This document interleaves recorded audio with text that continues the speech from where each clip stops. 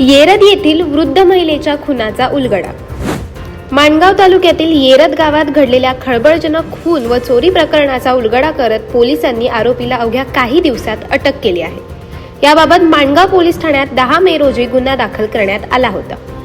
आरोपीने संगीता मनोहर मोकाशी यांच्या घरात घुसून त्यांना मारहाण केली व त्यामुळे त्यांचा मृत्यू झाला।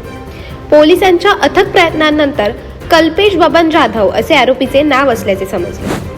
मिळालेल्या माहितीनुसार माणगाव तालुक्यातील येरद येथे संगीता मोकाशी या वृद्ध महिला घरात एकट्याच होत्या। त्यावेळी कल्पेश जाधव हा रेशन आणण्यासाठी येरद गावात गेला होता। 10 मे रोजी रात्री 10:30 वाजण्याच्या सुमारास पाणी पिण्याच्या बहाण्याने आरोपी त्यांच्या घरात शिरला। त्यानंतर या वृद्ध महिलेला निर्दयी मारहाण करण्यात आली। महिला प्रतिकार करेल या भीतीने आरोपीने त्यांचा गळा दाबून हालचाल थांबवली व गळ्यातील सोन्याचे पोत, बेंटेक्सच्या 4 बांगड्या, कर्णफुले दागिने व मोबाईल घेऊन चोर पसार झाला।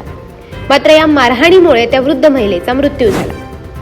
सीसीटीव्ही फुटेज, गुप्त बातमीदार, तांत्रिक विश्लेषणाच्या मदतीने आरोपीचा शोध घेण्यात आला। तपासानंतर कल्पेश बबन जाधव असे आरोपीचे नाव असल्याचे समजले। या आरोपीला 29 ऑगस्ट रोजी पोलिसांनी अटक केली।